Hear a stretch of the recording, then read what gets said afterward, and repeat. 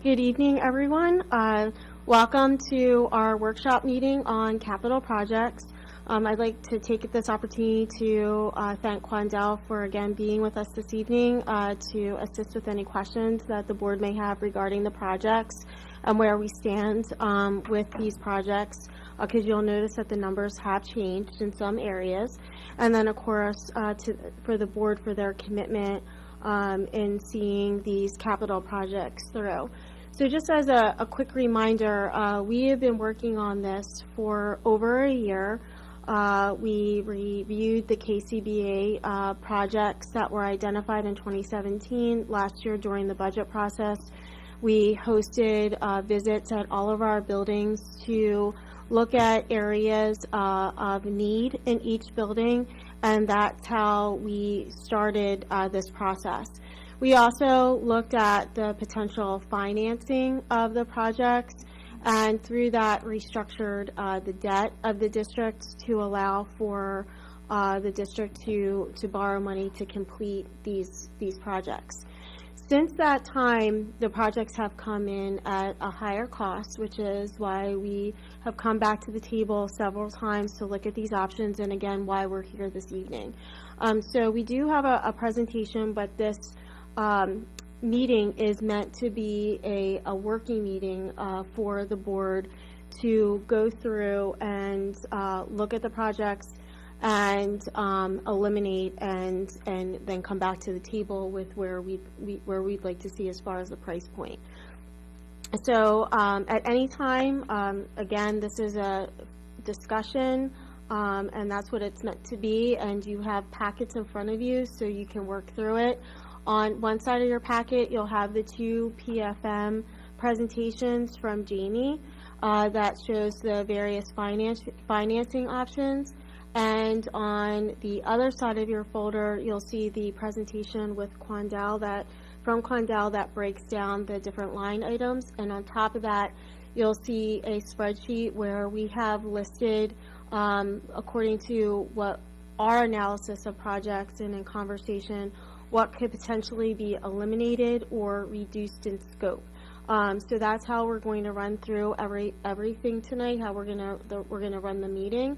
And then all of this information will be posted on our website. On our website, you'll see that there is a link for capital projects at the top. So our community, just like with the budget, can follow through and follow the process with everything that we've done and that we've discussed. So I'm going to head down here at this point. Dr. Heller, before we get started, a couple things. So first of all, as we go through these line items, anything that is being considered for elimination or reduction, one of the things that I would like to know is this elimination or reduction meaning that we do not presume in the next 15 years that it's going to need to be done? And if we do presume it needs to be done, what your time frame is that we need to spend that money? That's first. Mm-hmm. Second is, I'd like to start, and it's up to the board, of course, it's not my show, but I'd like to start by understanding the $4 million that we've already spent and how we're planning on incorporating that. I apologize for not being at the last meeting. I did listen to it today in its entirety, and I heard what they had said about it, but I think we need to understand first, as a board, if we need to put that $4 million into this total, or whether we're planning on finding another way with it, because that's still $4 million. We have to figure out whether it's going into the loan or whether there's another way that we're going to finance that. So for me, that's where I'd like to get started. Sure, we have that included in the presentation as a conversation point. So if I could go down there and we'll just jump around.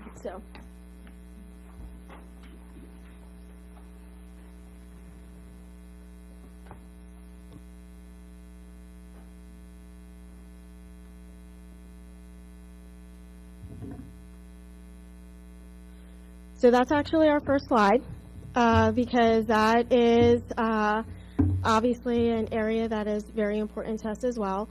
So again, as you recall, when we started this conversation, we had identified 3 projects that needed to be done. There was security upgrades of a little over $300,000, the HVAC project at $3.6, and the tennis courts at almost $300,000 for a total of almost $4.2 million.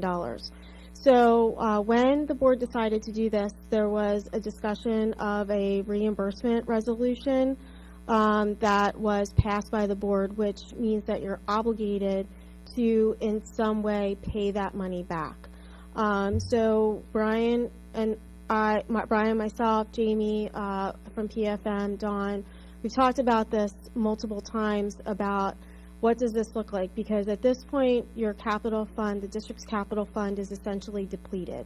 According to Brian, there is approximately $100,000 in there, and things are breaking. So your question, Tim, about what is our responsibility for paying that back and how we're going to pay that back is important, because if you complete all of the projects at a price point of $32.5 million and then also add another $4.2 million into this, you're looking at borrowing close to $37 million, which is going to change how much we have to pay back, how much we're paying, almost like your mortgage.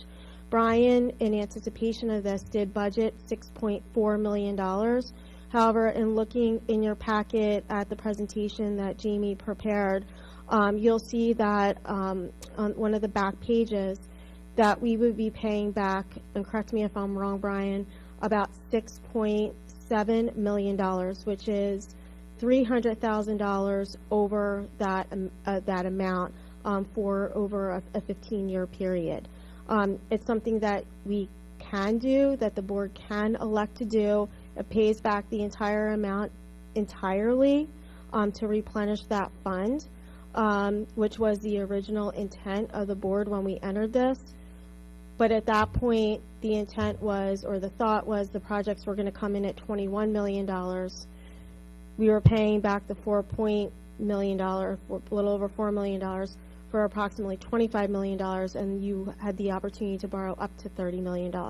This is a very different scenario. And I know this board is always concerned about the impact to taxpayers, and that is certainly a consideration with borrowing the entire amount. So as part of the conversation tonight, this definitely has to be at the top of the agenda when looking at these projects.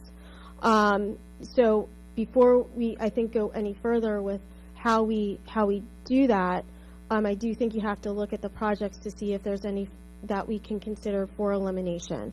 In speaking to Jamie, the reimbursement resolution doesn't tie you in to borrowing the money completely and paying it back that way. We are, as part of the projects, and in speaking to John, are slated to get about $2.3 million back, give or take, so that can count towards the reimbursement resolution. There's about close to $1 million in contingency funds. So there's about close to $1 million in contingency funds. So that's your what-if money. If you don't use that, that can go back into capital and count towards that reimbursement resolution. I hate to rely on interest, but you could use the interest to pay back some of that money. And also, again, by reducing the scope of the projects and getting it under that $30 million price point, that gives you about $600,000 that you could put towards it. So that is part of the discussion. But I think before you can also decide on how you pay that back, you have to also decide on what projects you want to commit to, because then that's going to also drive what we're borrowing, how we're borrowing it, and how you're paying back the capital fund. Does that partially answer your question? So we're going to come back to this at the end as well. Okay. So again, if the board would choose to do all the projects as listed, you're looking at about $32 million. Now this looks a little bit different from the 10-4 presentation because some of those numbers have changed. So we have that linked there for the community to see, but in the board's packet you have the entire presentation. So that's where we stand right now. Projects considered for elimination, by taking those projects out, that takes you down to the price point of a little over $31 million. So if I could ask Joe to click on the click here.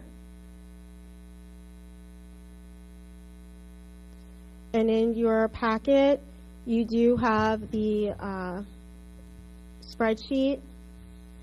And then this goes to Tim's questions about if you would eliminate this, what does this look like in the future over the next 15 years? So John and Sherry can speak to this as well, but in speaking to them, the plumbing upgrades at both Jacksonwald and Lorraine are not needed. The bathrooms are functional. The initial reason for moving towards doing the upgrades was the belief that there could be a reduction of the water usage. And as we know, the water is very, very costly right now. Water, electric, so any type of cost-saving measures that we can gain from doing any of these projects is a value add. But at this point in reviewing the projects, Quandel does not believe that the water usage, the reduction in the water usage will benefit the district to the point of it paying us back for the upgrades for Jacksonwald and Lorraine. And we also included in the elimination projects the maintenance garage, which was a place that the board had already expressed the desire to eliminate. So at this point, there is no need to continue with those projects, nor is there a feeling that within the next 15 years that there is a need to upgrade that. I don't have a crystal ball, none of us do. That's not saying that there couldn't be a catastrophic issue with the plumbing at one of these, buildings that would then change the scenario here. But at this particular time, there would be no need to continue with those upgrades because there is no tie-in to decreased water usage. So what do these numbers represent? The 90,254, the 120,164. Is that the savings by reducing water usage? No, that's the amount that it'll cost to replace it. So the 90,000, the 120, the 122, if you were going to replace those bathrooms, upgrade those bathrooms, that's the cost of that.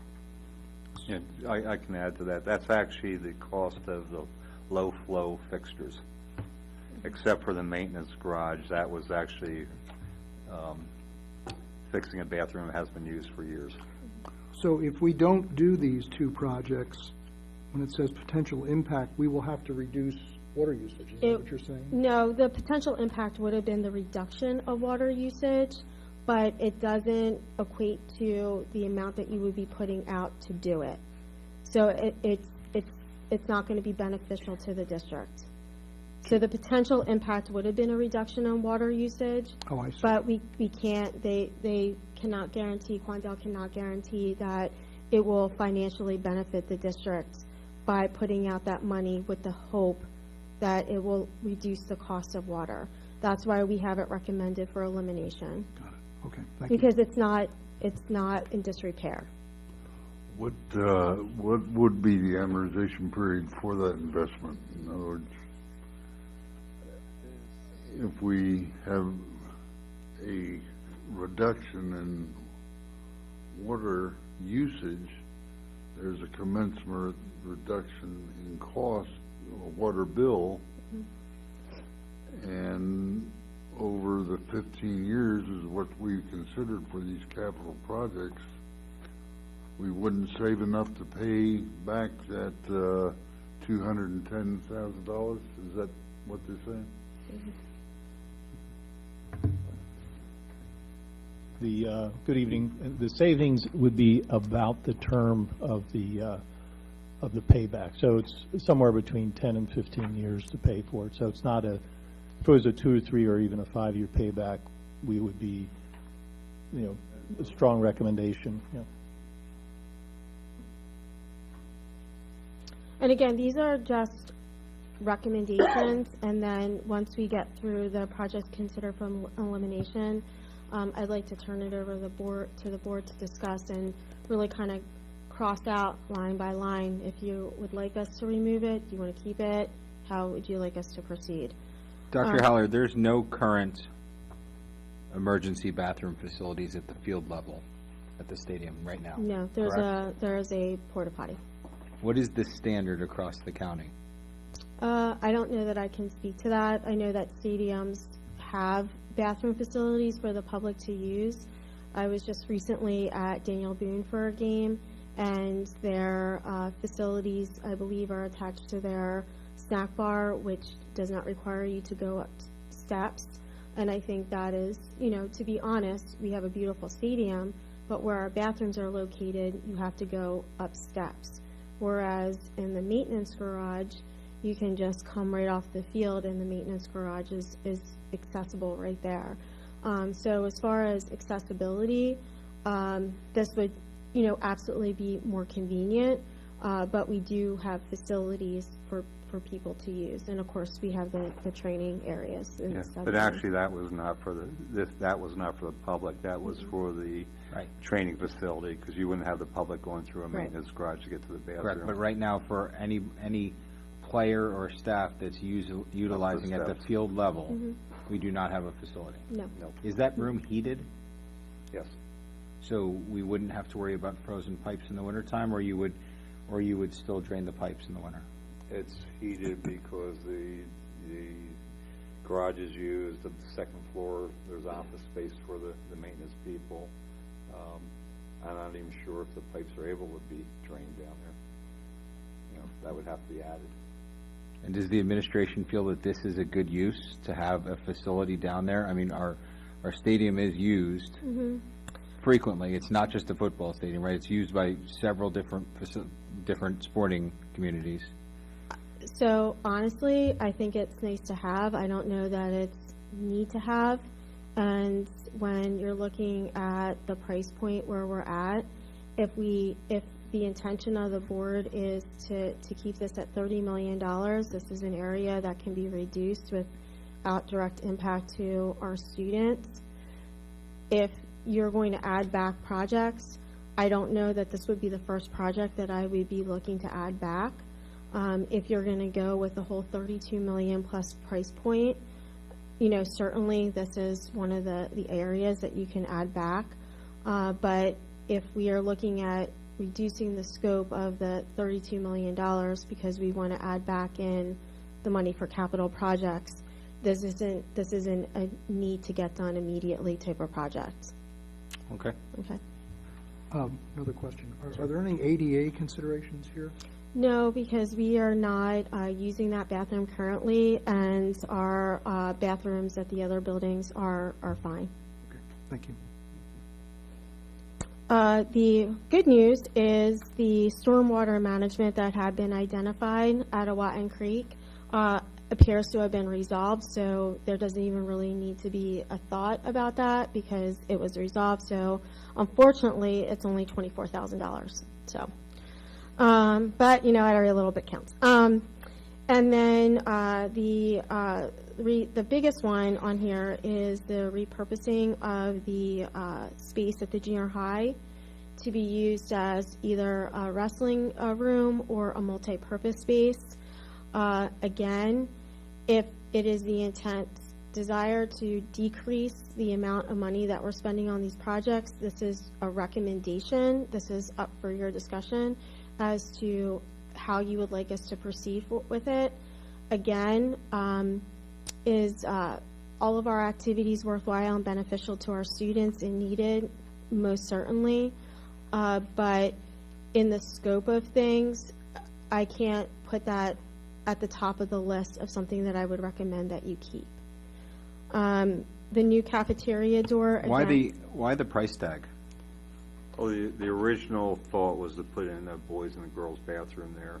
I mean, it can be cut down, you know, because there is bathrooms out in the hall.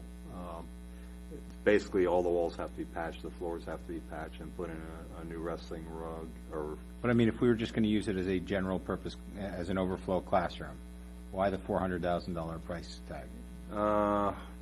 It wasn't just a general purpose classroom, it was a wrestling room, because right now we're transporting the junior high kids to Losh. I think you had said about maybe we don't transport, let them find their own way, but the room that's, the wrestling room underneath the building does not meet the needs or ADA requirements. That's at the junior high and the basement. No, I understand that. I thought, if I remember correctly from our last discussion, one of the things we talked about was that the administration felt as though there was a need in case the size of the junior high ever became larger, that was the purpose of adding the 2 classrooms to the back of the auditorium. And we had talked about the fact. Different space. Well, let me finish. Okay. So we had talked about at the meeting that if we eliminated those rooms in the auditorium, could we take the old wood shop and instead of making it a wrestling room, could we make that a classroom facility should we need it? And that was discussed at the last meeting. Yeah. I'm just wondering, are we still able to do that with a whole lot less than a $400,000 price tag? If we put up a new wall, put ceilings in, clean, put flooring in, you're probably talking about 100,000 or so. Yeah, Okay. we've not priced that option. It would be less than 400,000.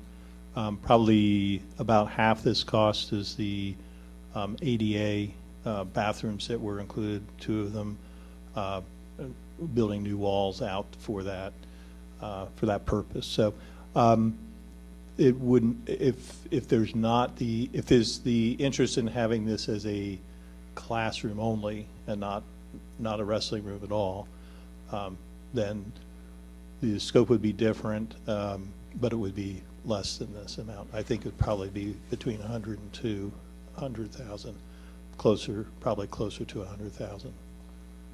But we've not priced that option. Okay, thank you. And again, the new cafeteria door at $30,000, there's no impact to students, it's fine. And then the new walls at OC, this excludes the one that is off the track. That one will be getting repaired. There is limited impact to students, it can get noisy, but that might be one of those situations where as some of the walls go off the track, that we repair them one by one. So at this point, I'm going to turn it over to the board to discuss if you want to keep these projects, you'd like to eliminate them, how would you like to proceed? When you say repair, you mean repair, you don't mean put a wall up, a solid wall. So in speaking to John, those walls are on a system that they're not electronic, I don't know. They're movable partitions. And if they are maintained correctly, they will last. A reoccurring theme that we've seen with many of the items that are on this list has been a lack of maintenance. That's not to say that these walls are going to last forever, but as of right now, those walls are okay. It can get noisy, but the school has been open for 11 years.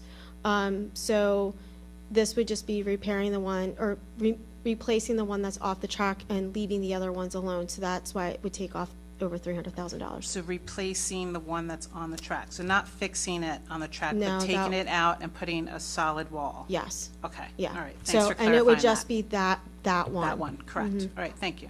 And anything beyond the noise levels? Are there any other student instruction issues? We don't believe so. Okay. And actually, to be fair, there was, some of the teachers were disappointed when we said about replacing the walls. They like the idea of having flexible spaces. So I don't think that people are going to be disappointed that there's not going to be walls up. Thank you. With the new cafeteria door for Lorraine, I'm sorry, what was wrong with it that we had put it on here to begin with? Just to clarify, I'm sorry if it was said. That's why they're here. Yep, we're here to fill in any details.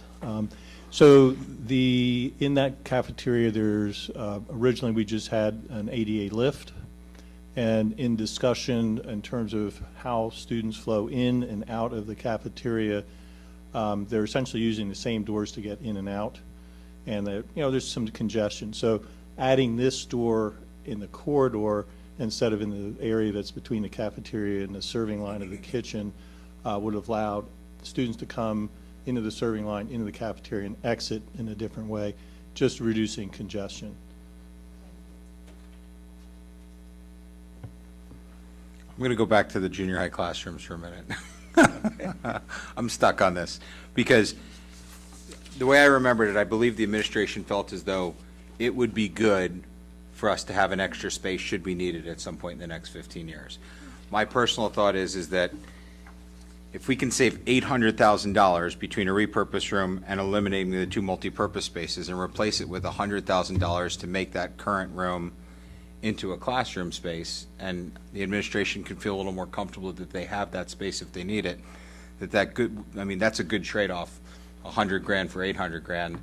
But I'd like to hear from administration if you still feel as though having that extra learning space, that's a good use of our dollars, is creating learning spaces, if you think that that's a necessity. But if there's no need for it right now, why are we spending, I don't want to spend $100,000 to feel good. Yeah, I think it would be easier to put the door back on in the auditorium than to redo a whole room if you need a learning space. Yeah, but that's $400,000 according to here. Look at the. Well, that's both sides, I would imagine.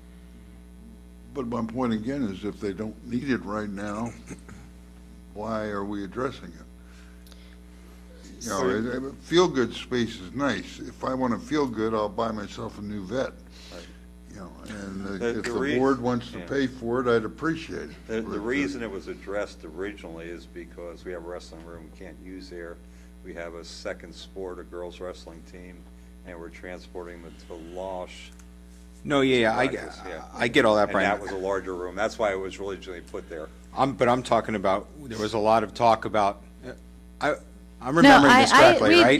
We did talk about it, because we talked about at the high school how they use it every day. Right. That they use that kind of And we talked about space. they wanted to put 2 classrooms in the back of the junior high when they redid the auditorium. And they said that they don't need it right now, but it would be a potential if we need it. And we talked about, if we don't put the wrestling room in, is this a space that you could use instead at a much lower ticketed cost? Bob, I don't disagree that if we don't need it today, we may not have to do it. I was getting the impression that there was the thought that we may need it sooner than later, so I'm just trying to understand. So we went back and, obviously looked at we tracked all of our enrollment numbers. And our kindergarten is through 4th grade right now are tracking low. They're under 300 students. Our 5th grade class is tracking below 300 students. So our 6th grade classes is at 300. There's always a possibility that those enrollment numbers are going to increase or decrease. From an educational standpoint, as a former building principal, it's always very convenient and helpful to have additional learning spaces for opportunities for students especially when you have standardized testing or presentations, or if you're looking to add a new program. And so, of course, we're going to look to potentially add spaces when there's the opportunity to do so. With the auditorium, it was bringing that space back to the way it was originally designed. With the wood shop space, you have a room that's completely empty and not usable because of the function of that space previously and the holes in the floor because of the machinery that was in that space. So you can't use that space as it currently is. So making the building more functional is always a perfect opportunity. But when we're looking at such a high price tag and we have the consideration of paying back $4.2 million and we don't know what's around the corner with something that could potentially break and we have to fix it, I don't know that I can, in good conscience, recommend to the board to put those spaces back online at this time, knowing where we're at. Again, we could certainly do the $32.5 million, and then we have to look at the, we do need to look at the budget. We do need to think about how we're going to pay back that $4.2 million. We are going to have to look at what a tax increase looks like, because you can borrow the money, but you got to pay it back. So what does that look like? So I think that's just, do we want the spaces? Yes. Will the spaces be utilized? Absolutely. Are we living right now without the spaces? Yes, we are.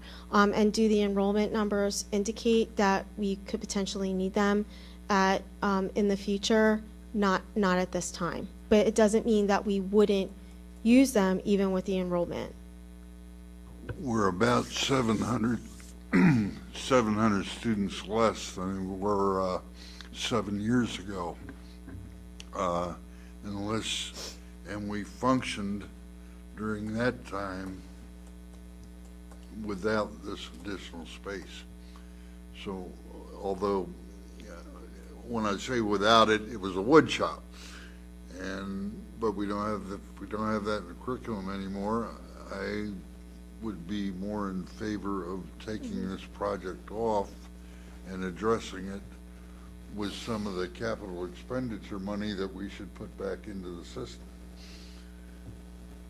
if the time arises that it's needed. So, and again, with every conversation that administration has had with the board to look at these expenditures and do a deeper dive into them, that's what we've been doing. So that's why we went back to look at the enrollment. That's why, we've gone back to certain things as a way to, again, reduce that price point. But that is certainly up to the board. These are just these are just recommendations. And again, if we have a capital fund that is back at a healthy point, and at some point we do need to look at these spaces, we would have the flexibility to do it.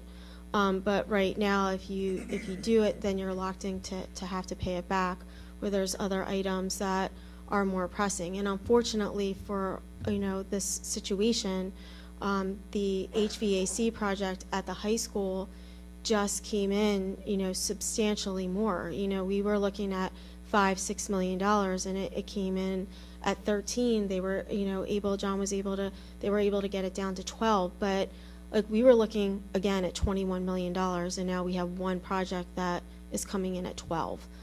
So that's a huge swing from, where we thought we were going to be. So Dr. Haller, just enrollment-wise, just to give perspective, in 2016, our enrollment was 3,993 as of December 1. And in last year's enrollment, same time, was 3,928. So. 4,600.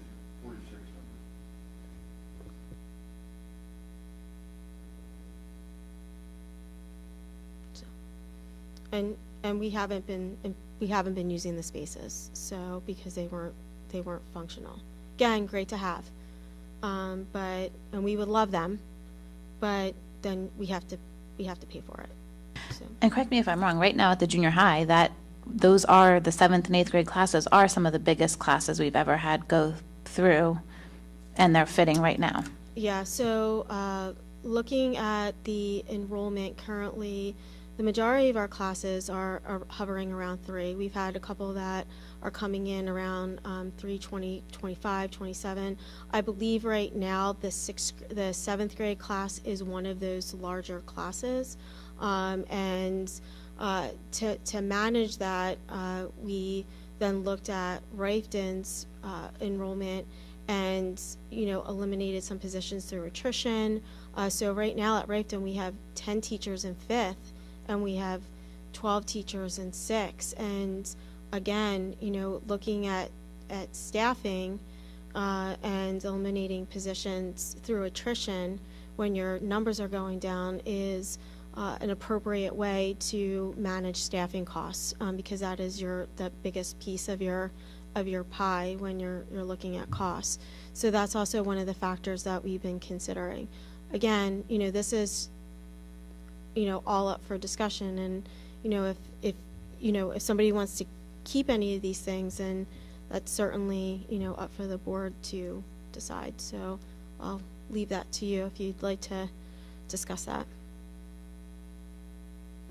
Dr. Haller, I don't mean to shift the conversation away from the projects that we're considering for elimination, but I was wondering if I could get, and maybe I've missed some of the discussions on this previously, a better explanation in terms of the nature of our HVAC projects. That represents a third of these costs. It's a huge, huge project. And it went, as you had mentioned, went from approximately 5 million to 13 million, now down to 12. I mean, that is in my way of thinking, just an incredible shift in projected costs, that would throw off any budget. So it's very understandable that in and of itself is really I think, the focus of my concern. I guess I have a couple questions. Just how critical, are the HVAC upgrades or improvements? Are they improvements or are they replacements? Are we moving to a different technology that would be more energy efficient? And is that part of the reason why we're doing this? Or are we replacing it because, the current mechanisms, the current mechanics of this system have outlived their life? Also, another question is, with the Inflation Reduction Act, there were a lot of components in that allowed entities to be able to get reimbursement, as part of that act for putting in place upgrades, energy upgrades. And I didn't know whether or not we've researched, the possible opportunity to get back some of those costs and investments, for that. So I know I've asked a lot of questions there, and I apologize. You may have already gone through this conversation. I missed the last board meeting. But can I just have maybe just a short explanation of some of those things? I'm going to have John answer some more of the technical types of questions that you had regarding, the upgrading and the technology piece. But it is a little bit of everything. It's that some of the units are past its life, and particularly at the high school, there's been 3 very distinct renovations. And there's different units that have been put in along the way. There's also a lack of maintenance that has been done over the years that has caused there to be degrading of the equipment. So perhaps, and that's again one of the reasons why Brian was very thoughtful in putting in about $460,000 into the budget, specifically to address maintenance costs. And then there's the other piece of this, that $5 million that we thought it was going to be was what KCBA identified back in 2017 when they recommended upgrades that needed to be done then. And we're 6 years out from there. So there's been other concerns and areas that have been identified since that time, and a lot of it is the equipment is just, it's beyond repair, and if it fails, it will be a catastrophic failure that essentially we will not have air conditioning in those buildings, and in that building, and children will obviously not be able to be in that building at certain times. So, presumably if we make these repairs and replace the system, will there be any corresponding savings associated with reduced energy costs? So there is, and that's part of the rebates that Quandel has been working on, and there were rebates associated with the junior high HVAC project that we were able to recoup some of that money. I want to say about $200,000 was, is it $200,000? 125,000. 46,000 back in rebates, so they're starting to come in. So, Well, that's the rebates. I mean, what about But like on this less? project, that's the only thing we qualified so far under the Inflation Reduction Act, Yeah. is the rebates they pass through, because we're not really a poor district. But to add on to Christie's comments, most of the stuff's past life, but we also have units that have failed, which have been bypassed, so, you know, I think there's 4 units total that have failed so far, but everything's redundant there, but in those areas, we don't have redundancy now. So, yeah, and a lot of it had to do with coils eating out from the inside. We have very hard water. When we say maintenance, it's basically bringing in outside service yearly to work on that, because we don't have the maintenance people or the wherewithal to do that type of maintenance. We change the filters, we change the belts, all that type of thing. But flushing your system and filling it, same thing. I think the last meeting I mentioned, and Jason asked me, you know, what happened, but I've replaced 4 water softener systems and 5 hot water systems this year. Part of that $460 or so thousand has already been eaten up, almost $170,000. And it would have been more, except I had a brand new water heater in Losh that we took out from the old kitchen and put it in Jacksonville. You know? And we were able to do that ourselves instead of bring someone else in. But so it's not like the water systems have to be flushed, cleaned. You know, the water softener systems, because our water is so hard here, we'll eat the pipes from the inside out. So if we don't maintain the water softener systems, which you have to bring someone into, you know. I thought we had water softening systems. Yeah, in but we place. had 4 of those fail. Because the bladders or whatever Yeah, they rotted out. rotted out, you know. And I think I've talked to people that, you know, complain that, you know, they don't get more than 12 years out of a hot water heater here because they're rusting from the inside out. And to go back to the rebates and the tax reduction, I believe that's where the $2.3 million that is slated to come back from the district to the district is from. And we would not be responsible for completing that paperwork. That would actually fall under Quandel to complete that. But that $2.3 million is specifically tied to that particular project, because that's the one that we do qualify for. Now, of course, you know, crossing your fingers, you know, if the state can pass a budget, they are talking about putting in a money for a maintenance cycle. We are not the only district that is struggling with delayed maintenance, because it comes at a price. And when you're looking to cut things, these are the things that you start to cut, because it's a strategy.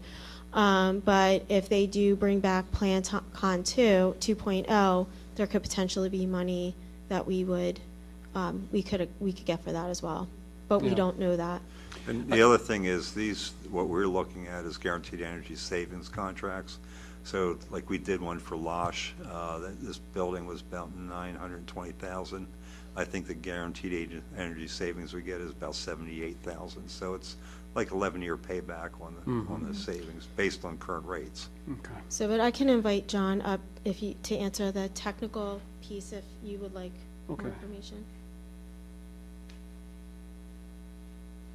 So I think the superintendent answered the maintenance questions. Is that satisfactory? You have a feel for? Yeah, I guess of I was equipment. wondering whether we were renovating Yeah. the system or replacing the system. So some of both. So for the high school itself, our approach is if the equipment has another 10 or so years, it's probably worth servicing it and trying to make it like new, even if it's 20-year-old equipment. And that's the model we used over at the junior high school, is all the air handlers, unit ventilators, the fan coils. Those were essentially pulled out, deep service, and then put back in. Wet ends, the water piping was replaced, that sort of thing. So that model worked well there. In the high school, some of the unit ventilators were before the 92 renovation. So there's about 70 units that we're going to be replacing that are the unit ventilators. So that's in the classroom on the outside wall typically. So we'll be replacing those, and I think we're refurbishing about 40. All the air handlers we're going to be refurbishing, but several of them, as Brian referenced, have the chilled water and hot water coils that have leaks, and those coils will be replaced. the units will be kept. So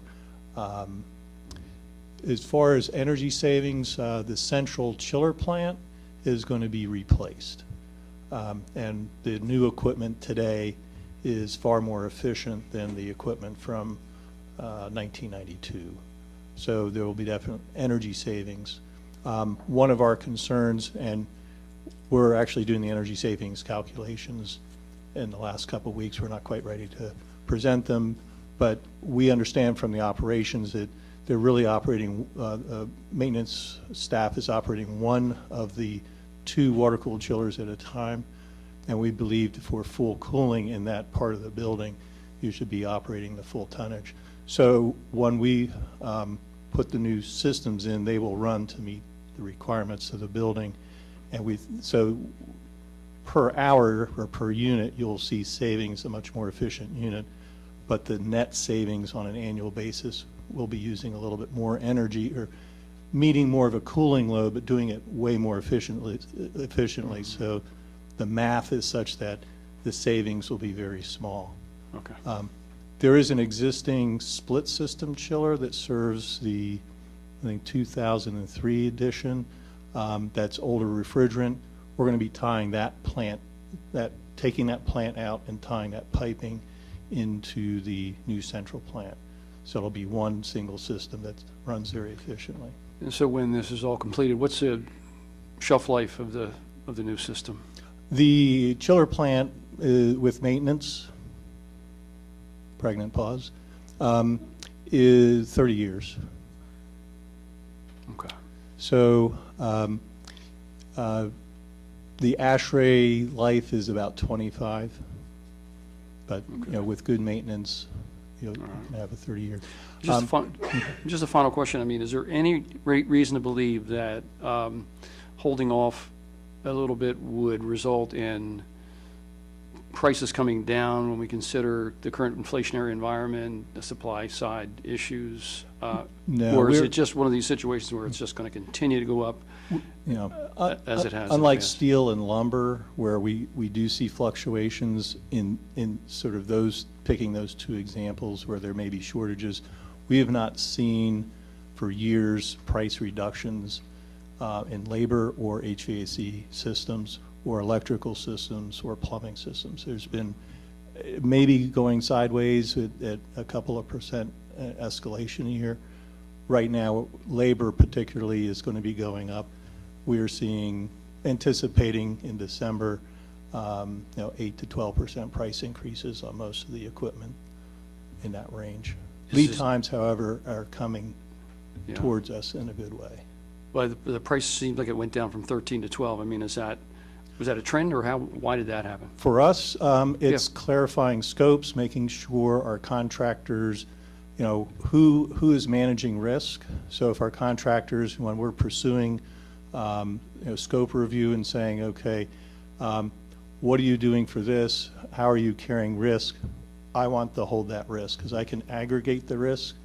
So if they're holding, say, $100,000 worth of risk for something, I can pull that in and aggregate it with other risk. And just like an insurance company, you're not getting the full value of the risk of, how do I want to say this? Adding up all the risk is $1 million. I can, through experience, say, I think us holding $600,000 is better than our subcontractors holding $1 million. So we're pulling that risk back onto our side of the equation. And then saying Murphy's Law is always there, but it's not everywhere. So actuarially thinking, process, we're able to reduce the risk after bid day and just have those conversations with our subcontractors. Thanks for that explanation. I appreciate it. So at this time, I don't know how the board would like to proceed, if you'd like to kind of go through the projects, and Sharon's here so she can kind of lead you through how to best decide if you're going to keep the projects, going to cross the projects off, how you would like to move forward. Unless anyone has any more questions. After the discussion, I have no problems with pulling these particular line items out for for the savings as well. I agree with Bob, but is this a decision we can make tonight, or is this something that should be brought to the CAL? We're making that decision tonight? We would just like some direction. We could certainly, take this discussion and then add it to the CAL.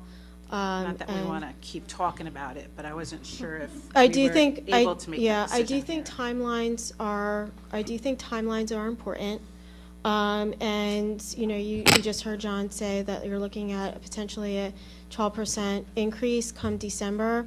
So we would like to get the ball rolling here, so that way we could kind of, have one last quick glance at this at the committee of the whole with the intent to vote on it. And then, Brian has been in contact with Jamie, and for us to run numbers again, depending on what price point we are, and then what is the comfort level of the board with the approach on how to pay back that $4.2 million. Because that's going to be, obviously a large consideration in if you're going to come in at 30 million, you're going to come under 30 million, you're going to go above 30 million, because then it's going to be 3 issuance instead of 2.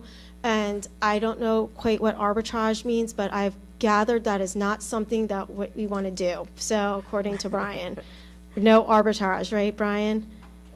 It comes down to earning more interest than you're paying the bondholders. So, the first one is going to sit there, if we borrow before the end of the year, the 15 million, that'll sit there and collect interest until we actually start putting it out in the fall and summer. The second one will collect interest if you do a 15 million. If you do over 15 million, you're no longer in the small issue exemption. So you have to do a calculation and make sure the money you received in interest is less than what you're paying the bondholders. If you receive more in interest, you actually have to turn that money back to the IRS. Dr. Herring, when we. The other way is dis- to spend the second issue first and let the first one sit there. When we discussed this at the last meeting, Yeah. the administration wanted us to make a decision on what was going to be included in order to meet the timelines for the most advantageous deal on the loans or on the bonds. So basically, what I felt, and I'm open to anybody correcting me, was that this was the CAL for the projects. In other words, and then, yes, we can do an official vote on it later, but this was where we were going to make a decision. Yeah, and we did speak to Jamie, and ideally, if we can come to some consensus and come to a price point, he can run those numbers again and start moving forward. Like I said, I know Brian has been in contact with him, as we've been working through this process, and unless there's new information, I believe Jamie was comfortable with, at the voting meeting, being able to move forward with some of this. Yeah, it really comes down to issuing the bond, the 15 million bonds this year. We already have the resolution in there, but if we're putting together an operating or an OSA offering statement, you have to divulge future borrowing. So if we say we're only going to borrow 10 million and we actually borrow 17 million, the second borrowing, they're going to look back and they're going to downgrade us. So we need to know pretty much the total projects for this borrowing, even though we're not going to borrow the total amount. Dr. Herring, I think we should just do a straw poll, go around the horn one by one, and I think we should go down to auditorium, eliminate multi-purpose spaces, just so we can get through that too. Just down to there, that's. Why don't we 1, 2, 3, consider 4, the 5, 6, 7, 8. projects for reduction under the auditorium as separate, just as it's presented? I understand that, but presentation. Bob, if you look at the first two things considered for reduction, the first two are an eliminate. It's not a reduction. I don't care, whatever. We could do it in 10 minutes.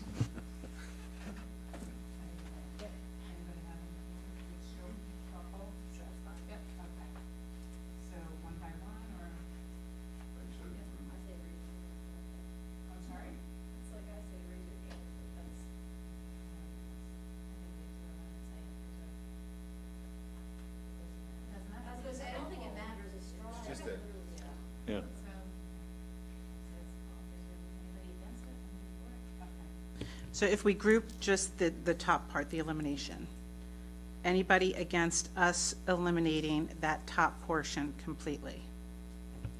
I would like to, Every- Would you clarify that, what top portion? So the top portion The of projects this, for of the elimination. projects, so this top All the way part down to should- 1.106? Just this one here, yeah. So the 1.1.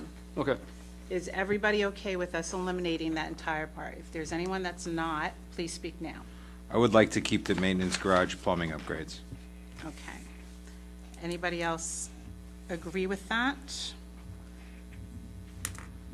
I don't agree with that. I think it should be eliminated.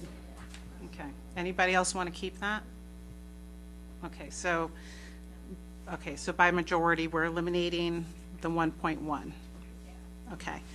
So the next one is the auditorium for the junior high school, eliminate both multi-purpose spaces. Is there anyone that has an issue with eliminating that? No? Okay, so we'll be eliminating that. Are you all okay with how I'm doing this? Yes. Okay, speak now. Auditorium audio system at 251. I'd like to get an understanding from Quandel and Dr. Haller about 1, 2, 3, 4, 5, 6 auditorium. Sure. So Joe, if you could go to the next slide spreadsheet. Okay. So going to this next spreadsheet, if you could make that a little bit bigger so that way our viewers at home can have a better look at it. Going to the audio system, that was identified because we do have the play. When they are doing the plays, the audio system, the microphones are not completely adequate. So they are paying to rent microphones for the shows that we do. We're just in the midst of doing a fall show right now. There's one in the spring. And our auditorium is heavily used. However, in speaking to IT and even prepping for this meeting today, it's not going to die. So, and that's how we're starting to look at these projects because of the expense of them. So it certainly would be helpful to have them upgraded because it would be a cost savings for the play. But we can't say to the board in full confidence that it is enough to warrant that expenditure. Do we know how much they're spending on those microphones every year? Spring play was 7,000, fall was like 7,000, fall was less than 6,000. So all of this, the entire system doesn't work? And that's what they're, or it's just a portion that doesn't work? Portable microphones, things like that, which Okay. So how much would that portion cost if that's what we were replacing? Is that what this number is? So 'Cause it it's sounds- replacing the whole system. Okay, can we just replace what it is that So they're I'm going to renting? see if Joe Wade can come out of the closet because he was very helpful. If Joe could come and speak to. Joe, you may come in. Yeah.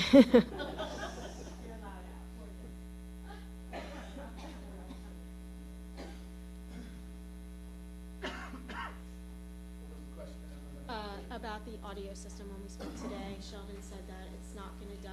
It could be. Well, at the senior high school, Joe, they're saying that they're renting equipment for these plays. Sure. Okay. I mean. What would we it did- cost to replace just this equipment that they're renting? I don't know exactly how much it will cost to replace. I know recently they did get a new audio board when Bill Kane was here, but I still think that for some of the productions, they need more higher quality, or not higher quality, but higher capacity stuff for the number of microphones that they're using in their productions. So I think it really comes down to them getting additional resources that they need that we might not have, and they just rent them Okay. from certain places, vendors that will provide rentals. Yeah, I think from my perspective, I would almost be more comfortable not financing any of the stuff that's mentioned here and maybe looking at some contractors that specialized in audio systems and theater production and maybe get us some different options, because I just feel like there's a lot of variability here that we're not seeing with the prices that are listed here.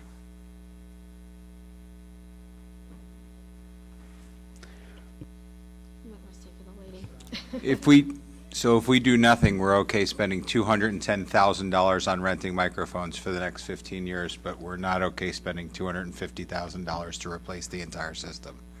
I guess that's what I'm having a hard time with. $210,000 over the next 15 years, if we continue with how we did this year, is how much we're going to spend on rentals. How do they pay for it? It comes out of the play receipts. Okay, so we're not paying for it, the play pays for it. So instead of going to the, Correct, okay. what account does that go to, the It students? all goes in the general fund, but it's a wash. Okay. Okay, so so they continue bringing it in and we would be paying it out in the capital fund, is that what you mean, Tim? Like we would be, It's really not a wash if ticket sales come into the general budget and we don't spend the money on that. Yeah, That's Right. no That's longer why a wash. yeah, I'm just saying that's the way it is right now. okay. Right now, it's a wash. Yeah, I guess from my end, I'm not suggesting that we neglect this for 15 years, but I don't look at this as something that has to be done immediately and then we're going to finance it to get it done. It just does not seem like it's that much of an urgency to get done right now. When we looked at the scope of the auditorium project, and kind of really, again, dug down into it, the flooring, the stage is an issue. We know that the rigging is an issue. So we looked at the rigging. I spoke to John to make sure the rigging was not tied to the lighting, and it's not. The flooring is starting to come up, but you can't really replace the flooring if you don't replace the seats. So the seats and the flooring in some ways kind of go hand in hand. The seats could last 10 years, they could last 5 years, but they will definitely need to be replaced within the term of the repayment of the capital projects. So when we started looking through to make recommendations, that's kind of where we kind of checked ourselves with what this would look like for future expenditures. And if the seats start to break, you're going to be in the same situation that we were in with the junior high. The difference is the junior high had that multi-purpose space where you could put folding chairs, whereas the high school, I don't know how that would really, that would really work. So that would definitely start to become an issue. And like I said, if you replace the floor, you're really going to have to replace the seats.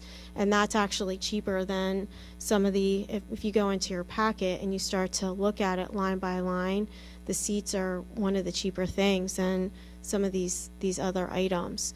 And then, of course, I believe there's the acoustic panels and all that other thing. So the majority of the auditorium would be completed.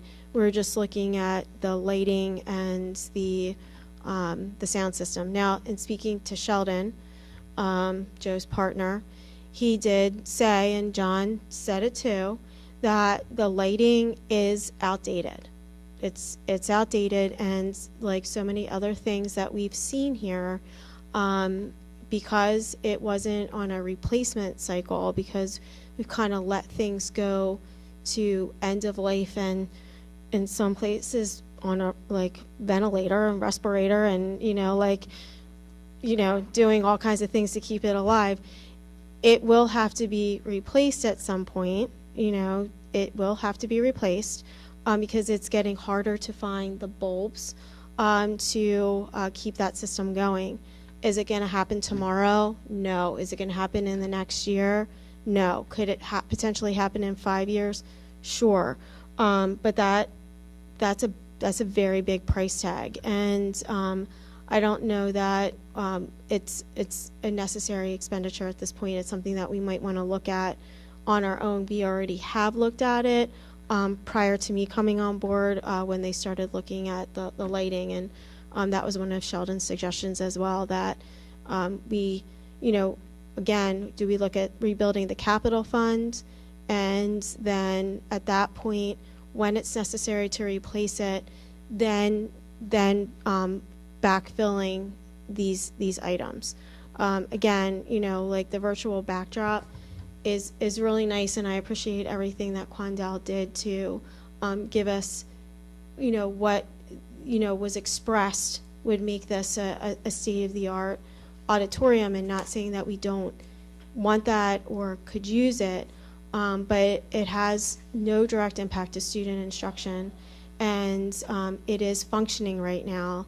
And if we build back up the capital fund when it does need to be replaced, that might be the better way to go. Personally, I'm comfortable moving all these to the elimination aisle. I don't know how everybody else feels. I'm in agreement. I agree. Question, before I Me too. decide on that, I'd like to understand, when we say reduction and then we see a dollar amount, is that the dollar amount after the project is reduced, or is So, that, how does the- that work? Because they're not adding up on these two sheets. That's where I was like. Yeah, I think Yes. he's saying reduction because we're still doing the auditorium, but this is a reduction of the scope of the auditorium, where the other was Okay. totally eliminating Right, that but I one mean, little project. so. So that would reduce each one of those areas. Right, but let's take the first one, 367,560. How much are we actually spending if that's the reduction? That would be the cost of putting Making in those movable into walls. different rooms, yeah. Yeah. So we are spending 367. No, that was in the original proposal. That's how much it would cost if we would do it. So It what- would be off of the 4.3 million under the junior high auditorium cost. Right. On this one, overall project. So the lighting system for the senior high is 865, 125. So that, And so, we're, yeah, so to get back to the changing of the numbers, so Yeah. the numbers have changed. So just like the HVAC project initially went from $13 million now to 12, in that original PowerPoint that Quandel presented, that lighting was over $800,000. John updated the numbers today, because we asked them to look at a more basic package, and these are the new numbers. So oh, the so the numbers, basic package is the numbers- 566. yeah, the numbers are less. So we did look at various options, but again, we are So looking to, So we're not updating the lighting at all. I So- thought maybe no. we were updating it slightly, but okay, so no, not, and okay. again, Understood. just to confirm with John, Gotcha. the lighting is not tied to the rigging, because that was a concern that, Right. we know the rigging needs to be done. And with the rigging often comes, the lighting. Right. And so, if you're doing the rigging, with lighting needs to be upgraded or changed or removed or whatever, but that is not the case here. So this lighting is not tied to the rigging. The rigging project can go on without being impacted, and this can be done at a separate time if the board so desires. But the price points that were originally given when we were looking at that scope of the project, because that project itself is like over $3 million. Right. A lot of the costs were related to audio, but in particular to the lighting, because the one line item was over $800,000. So, and then the screen is, another $330,000. So, we do have a screen, and when we entered this, to be fair to the board, we wanted to, come to you with projects that need to get done because of, maintenance and failure, and, we didn't really want to include wish list items, and I can't say that this wouldn't be, it's great, nice to have, but I don't think it would be fair to push this on you, knowing where we are with this budget. Allison, I think you had the answer to my question, but I'm lost again. How do I look at these two? Well, I think first of all, what she said is that this is a little bit outdated, so the numbers won't exactly line up. Right. But if you see, for example, where it says, like, we're eliminating Jackson Weld Plumbing, you would just go to that column under Jackson Weld Plumbing. It says 96, now it's only 90, but Right. okay, that whole number's gone. Got it. But under junior high auditorium, for example, Yeah. that's 4.3 million. Well, they're saying, no, we're going to eliminate that by around like 400,000.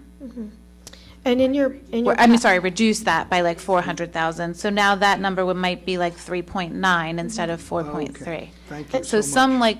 some little, squares are getting completely Xed Right. out, whereas some are just gonna go down a little bit. Got it. and in your Thank you packet. so much. Yeah, and in your packet, further in your packet, you'll notice that it's broken up by school, and you'll see that there's these detail sheets, and it itemizes things in some of the larger projects. Two of the big ones are the high school auditorium and the junior high auditorium, but again, the numbers are changing. And that's also a concern of this, is that we don't want the numbers to go up. So if we delay, they could go up by approximately 12%. Is there anyone else? Yeah, I have a couple things to say. Sure.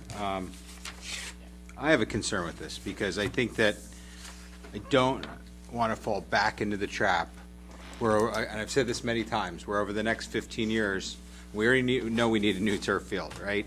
And now we may need $1.4 million in upgrades to the high school auditorium in the next 15 years. Now we're at $2.5 million. That money has to be funded, and it's going to be funded through a tax increase into the general fund. We're going to pay for all those capital projects, but then are we going to give the tax increase back to the residents after a year after it's paid for, or are we just going to incorporate that into the general budget? This is a way for us to have a fixed budget over the next 15 years. Dr. Haller, as she's doing her budget, she knows for the next 15 years what this payment is going to be, right? We're going to know everything up front. And I'm not thinking that we should do frivolous spending. But I think what I said from the beginning was, if it needs to be done, and it's still going to need to be done, then the next board, or the board after that, or the board after that, at some point in the next 15 years, they're going to have to find a way to how to fund this.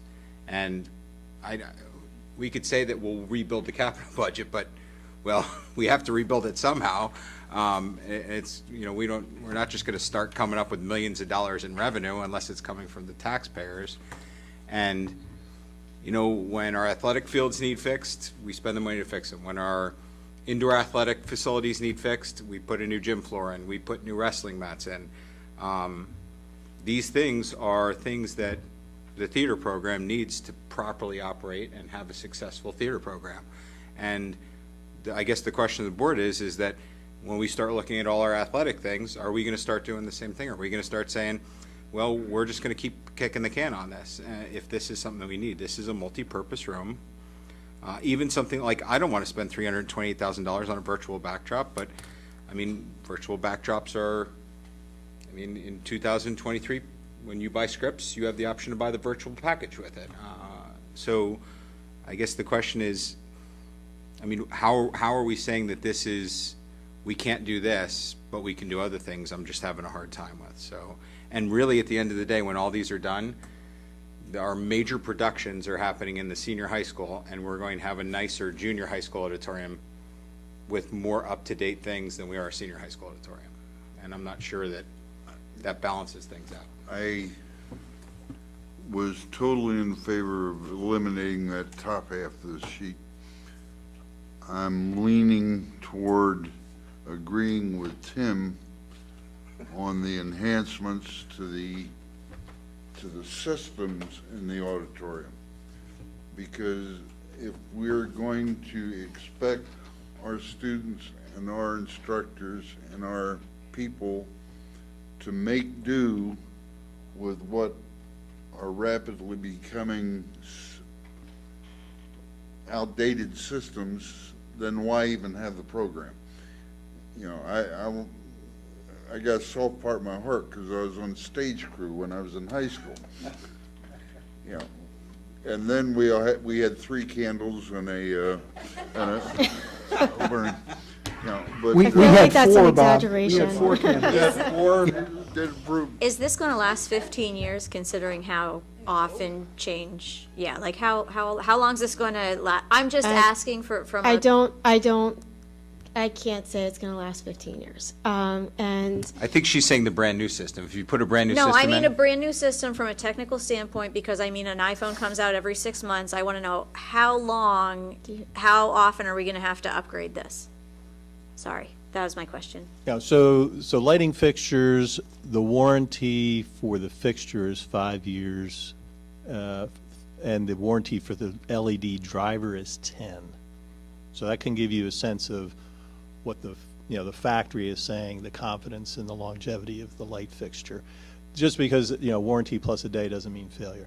The other piece is a lot of the digital technology. It's true, it does change, and even today, the company that we work with for this equipment, they're all schlepping off to Florida for a conference to learn the newest things that are coming out. So I whip out my this is a 10-year-old Samsung phone. I just looked it up and I said, wow, it's been 10 years, who knew? It still works pretty well. Battery's fading a little. But the protocols for controls, the programming behind the scenes has not, it's the same basic protocol. So the type of communications does evolve, it needs to. But I think most things are backwards compatible.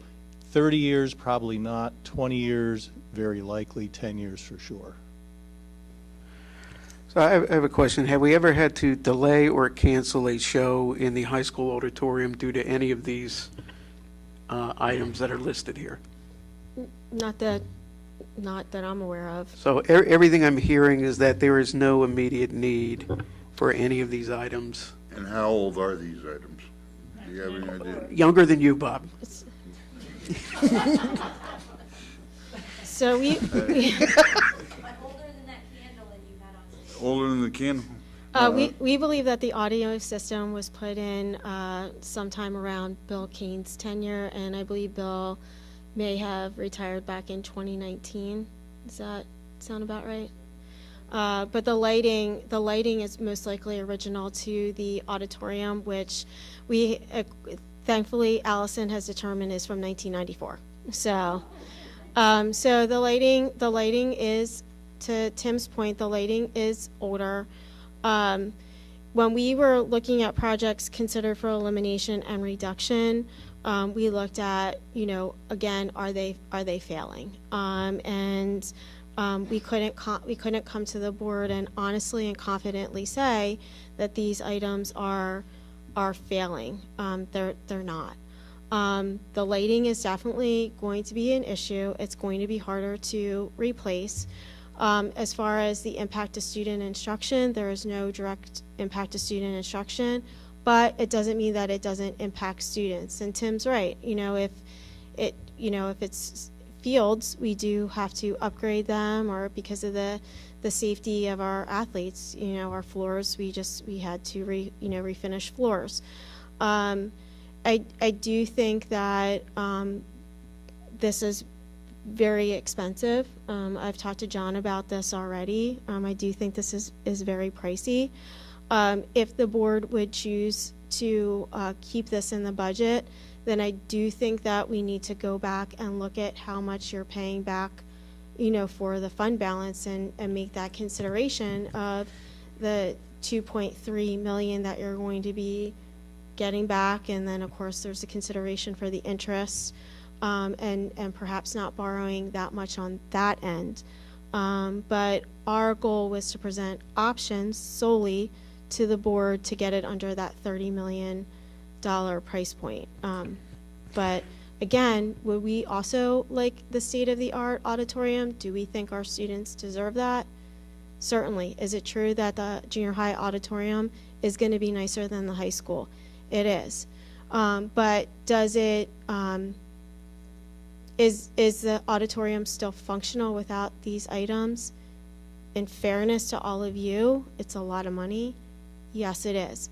And then getting back to Tim's original point, over the life of the 15 years, will it need to be replaced? Absolutely. So when the KCBA study was done, was our HVAC in the high school failing, or did it need it upgraded? It needed upgraded. For $4 million. I think it was $5 million, but. And don't now forget- is our HVAC system failing because we waited? Oh, yeah, it's At a price tag of $13 million. 12, but yeah. Okay. Well, Just clarifying. I would just argue we can't rent an HVAC system where we can rent an audio system or whatever we need there to temporarily get us by. But my daughter's very heavy in theater. We definitely are advocates for the theater community. We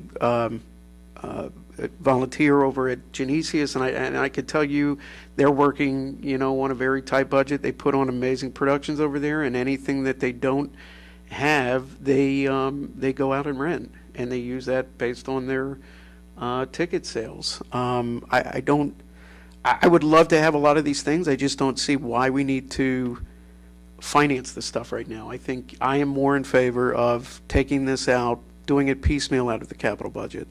I just don't think it all needs to be done right now.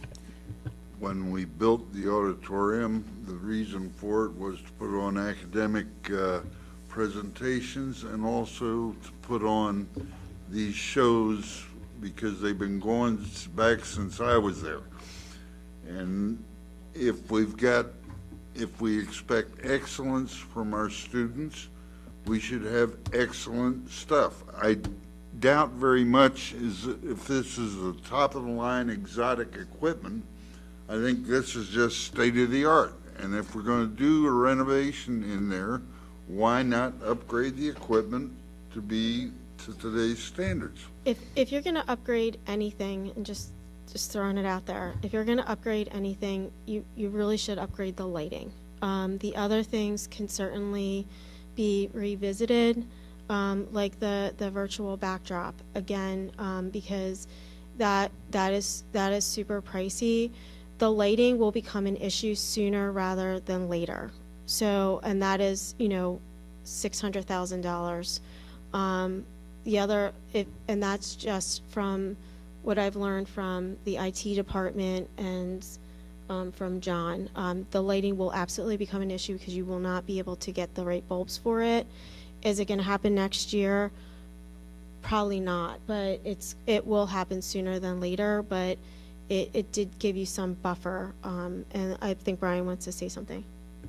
I was going to say, there's actually two different lighting things there.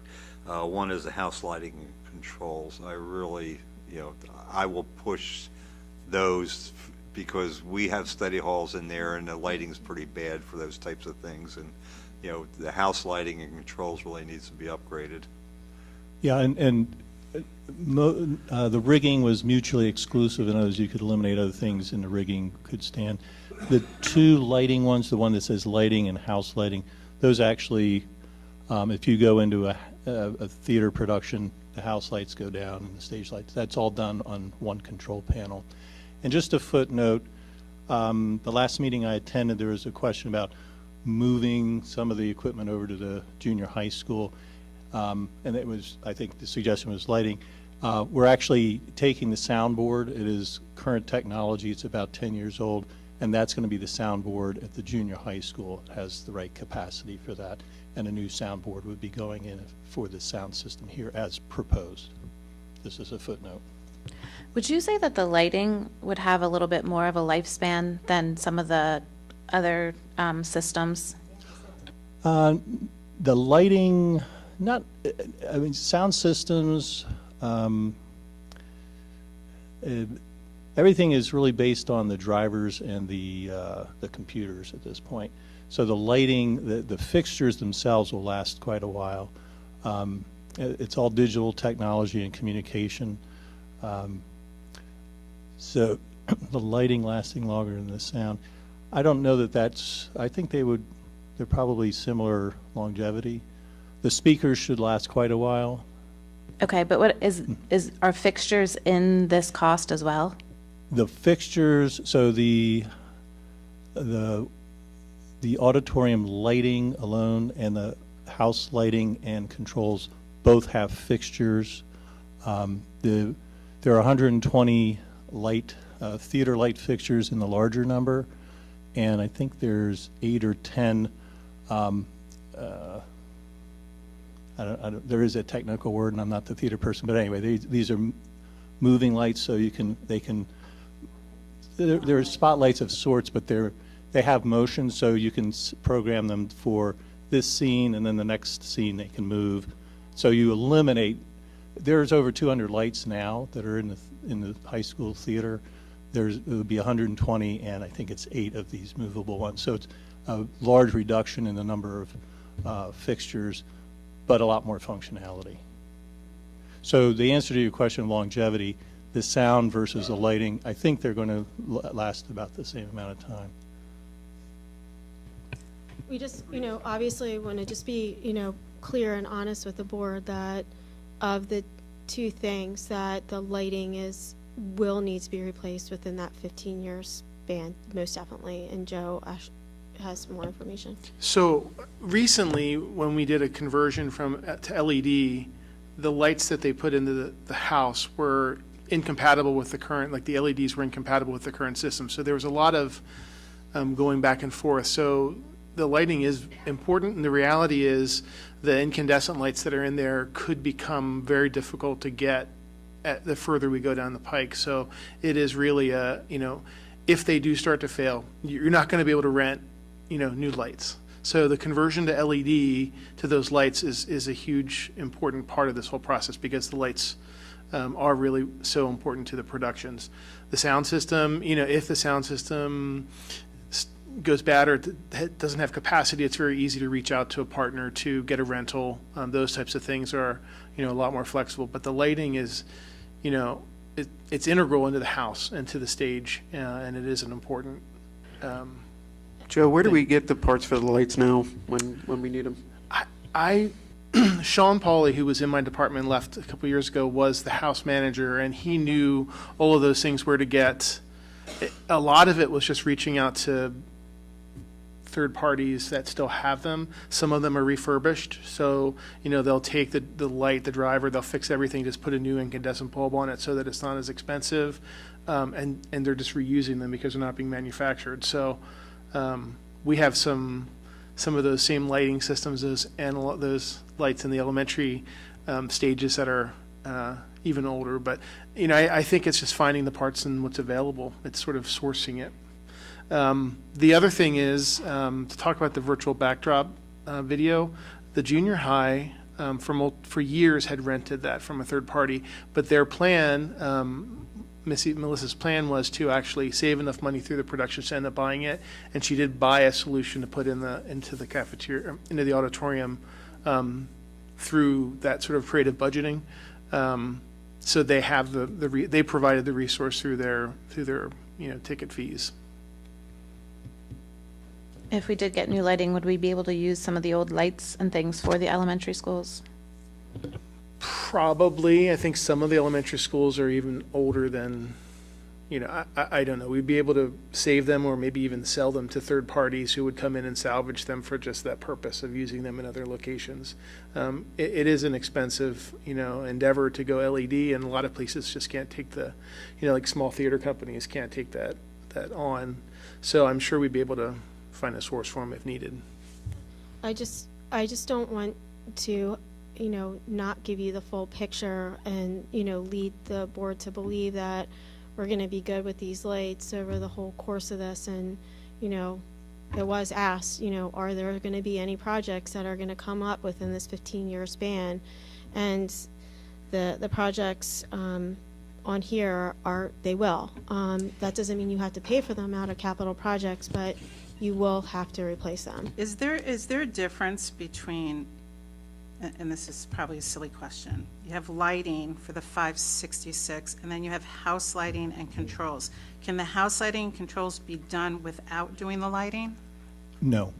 So they're together? They're together. Okay. And also the AVL integration control system, that number at 32.8 may change a little bit depending if things are taken in and out, but that essentially allows, if some of this is taken out, we'll probably need to revisit the interaction here between some of these lines. But right now, with this system as represented, there would be a control panel that there's sort of two levels of expertise that will come into the auditorium. One will be, we're doing a show and we have a high level of technical expertise. The other will be somebody like me who wants to turn on the auditorium lights for a presentation. And everyone will get trained on that. Touch the panel, turn the lights up.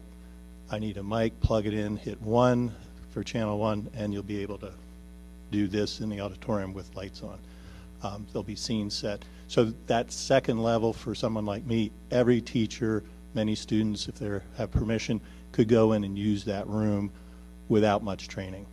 So that last line, the integrated LVL, or AVL integrated control system, is that panel that would sit on the wall. So that panel would control just the lights and not the sound system. If we eliminate the sound, it would control just whatever if we eliminate. And so right now it's controlling everything. So if we only have it to control the lighting system, that 32 may come down a little bit. But that 32 would be, so the question you asked, those two lighting items are combined. They consider that one number. And then some part of that 32.8 would also be included. John, how much are we saving in the junior high school by giving them our soundboard? I don't have an exact number on that, but I would say, the value of buying a new soundboard with equivalent capacity, I mean, this is not my area, but it's probably a $6,000 to $8,000 soundboard. Someone, you may know how much it was 10 years ago when it was purchased.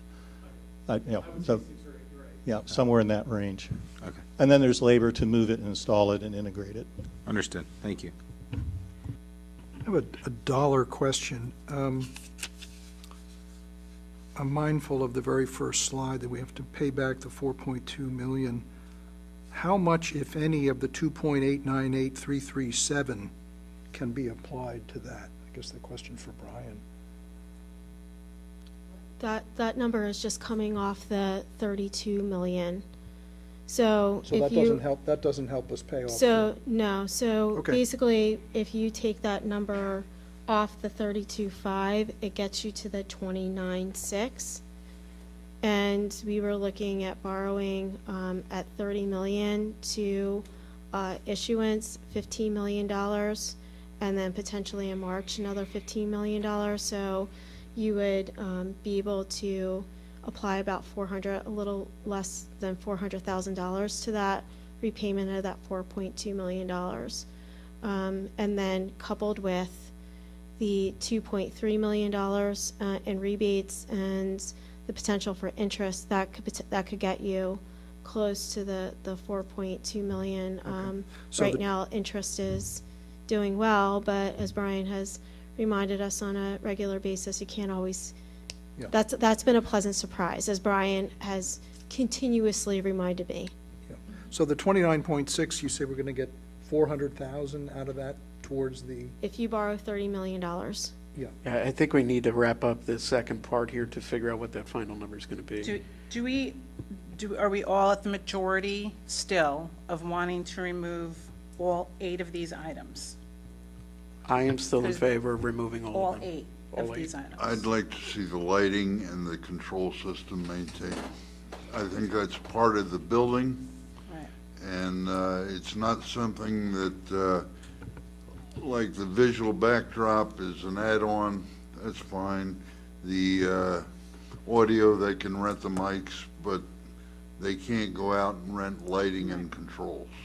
Okay, Put who's me in, down for all you're in favor of removing all 8? of these. Okay, all right. So and I'm in favor of removing all 8. Jason's in favor of removing all 8. Allison, I'd like to retain the 2 lighting items. okay.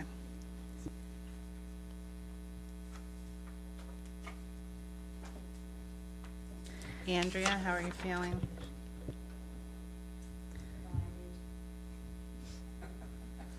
I'm sorry, what? I didn't hear anything come out of you. I said divided. I'm feeling divided. Okay, I grew up in every single possible stage production there was. I had none of this. And I didn't even have a microphone. You had to project. So, well, the thing is, I didn't have these lights. No, I didn't have anything like this. I had what the junior, I had the junior high lights. I had what the junior high has now.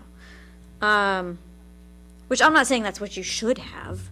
So I'm considering this. Now, my biggest concern is if we put these things back in here, that's going to take us over $30 million. And I don't want to go over $30 million. So I mean, I just don't. I do understand the kicking it down the road, and I don't want to do that either. So that's why I said I'm divided. Is there anything else in the, I didn't see anything, but this is it, right? Do you need to sit on it longer while I ask everybody Yeah, else? I'm sorry, It's yes. okay, it's right. Allison, did you want to say? I'm kind of divided too, I'll be honest. I just, because I'm, a big theater person too. My thing is I have a hard time financing it because I just feel that, maybe it's not dead yet and it's going to be dead in 5 years. And yes, it might cost more than it costs right now, but it also might be better than it is right now. And I think that's with technology, that's what we're going against. Like, it's not like exactly like the bus garage where it's like, yeah, we got less and it costs more. Like, I think we will be getting more, and it might be costing more, but I think we will be getting more. So I think this is the kind of thing that, we wait until we need it. And if we have to finance it then, we have to finance it then. Andrea? I don't believe we heard, Andrea, Julie. What's going on? Back to you, Andrea. No, you keep thinking over there. You got 1 minute. Julie, what?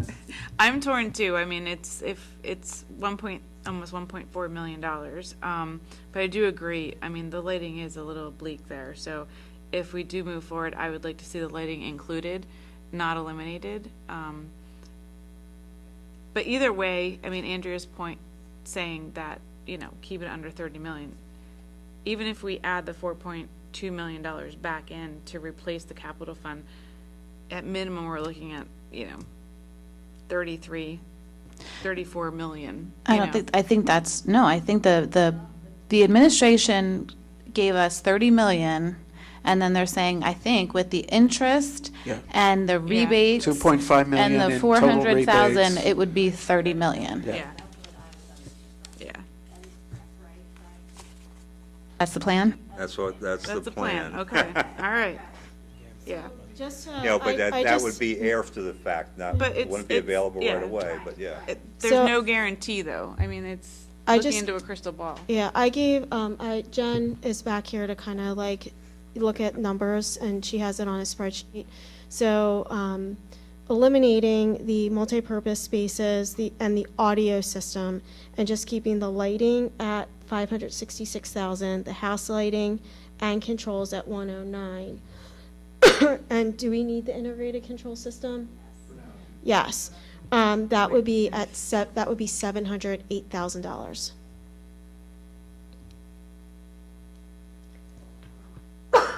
This one. Tim, did you want to say more? You're into keeping all of them, Tim? I'll take what I can get. You'll take what you can get. But I'm not, But you're not. but I'm not up for limiting. This is a multiple space room. We use this for assemblies, we use this for shows, we use this for study halls, we use this for music, we use this for chorus. I mean, we use this room all year long. Right. My biggest point is these other things are add-ons. The lightings are part of the, so 4 years down the road, 5 years down the road, we gotta close down the auditorium so they can redo the lighting. I just don't, I'd rather get it done now. And lighting is not it's audio and these virtual backdrop and everything like that, that's gonna change like the cell phones, but lighting has longer lasting value, let's put it that way. All right, Andrea, it's up to you. It's 4-4 at this point. All right. No pressure, though. No Can I pressure or ask a- anything. John. Okay, you know what? Can I ask a question real fast, John? Yep. If we wait to do the lighting down the road, do they have to set up scaffolding, or is it gonna cost a lot more because there's seats in there than compared to not having seats in there on a renovation? So it'll be easier to do this when the seats are removed. I'm just thinking of constructability. Putting a boom lift in the room, you could get to everything. The question is, you do have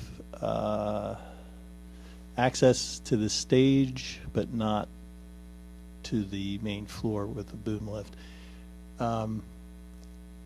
So boom lift probably won't fit in the room easily. I'm not a boom lift expert. There's all kinds of boom lifts that you can rent to get all over the place.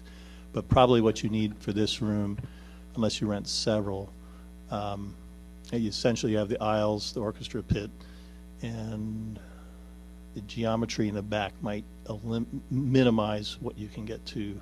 There's the sound or the lighting booth overhead. When you walk in, you feel like there's a lot of room in the back, but sound booth extends over kind of cantilevers. So from the back row to, there's some room there, I think. So it would be much, yeah, so sorry for my rabbit hole discussion here. The answer to your question is it would be easier and less costly to do, if the seats are gone, to do all this work. And what's the time frame on this work? Is it, like, if we do approve it all, are we looking at 1, 2? 2 summers, okay, so we have 2 years. Well, it can all happen this coming summer. It can or it cannot? It can. If that's the desire, it can be done this summer. So it'll take, for the lighting things, the theater technology piece is about 45 days of installation in both buildings. There's a lot more, it'll take longer, but just this piece here that we're talking about is about 45 days, business, week, work days. Andrea Darlin, any thoughts?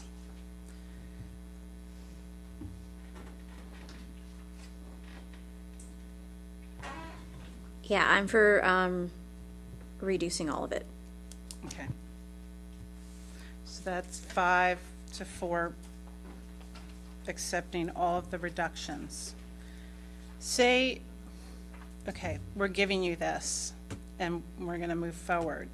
But say down the line, we have more conversations, because this obviously isn't the end of this conversation, and somebody brings up and says, hey, can we talk about this again? That's still an option. Sure. Okay, but this is what we would like to move forward with the numbers. So by, I don't know if Joe, if you could go back to or if you could go to the next slide. So, and click, yep. So we anticipated that this could potentially be a possibility. So by eliminating that top portion and the bottom portion, it takes you to 29,600,000. So Joe, if you could go back to that slide. So that's where you are right now. And again, you could certainly add that back in. And I'll go to this next slide. So it circles back around to now, what are we going to do about the $4.2 million? Are we going to completely add that into that 29,600,000? And because we have eliminated projects, we know that the projects that were reduced in scope, the audio system and the lights will need to get done, and as Tim pointed out, the turf will need to get done, and that's close to about $800,000 right now, and that's going to have to be done within the next 5 years.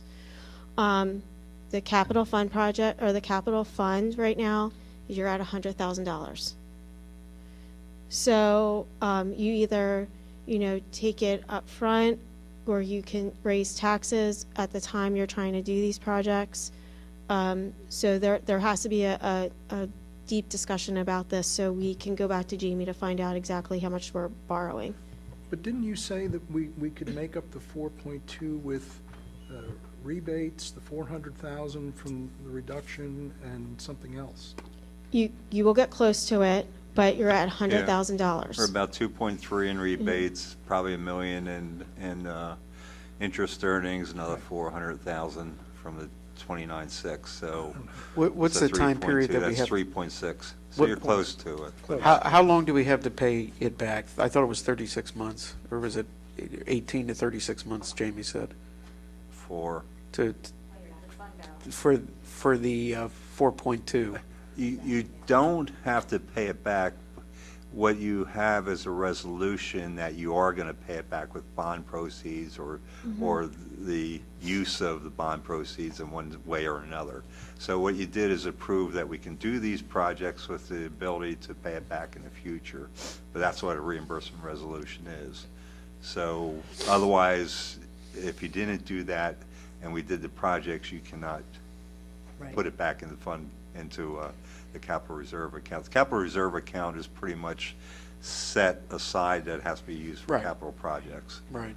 You know, I'm not Jamie, but I think you would be replenishing that before you go back. I mean, the money will be sitting there from your first issuance. Right. So you want to, at least on your books, probably have that replenished before you're going out for your second one. And also, I would suggest that, again, I'm not Jamie, so I could be wrong, but you're probably going to go after a slightly higher number, just so you have some cushion, not that you're going to use it. Yeah. Just so when you start seeing those documents a little higher, you're not shocked. You sort of answered a question I had. They lowered our credit rating because of our fund balance. It's because we kept. What would they think about our not having a capital, or having $100,000 in a capital fund? They can't look very well on that either. Yeah, I don't know. Do you know, Brian?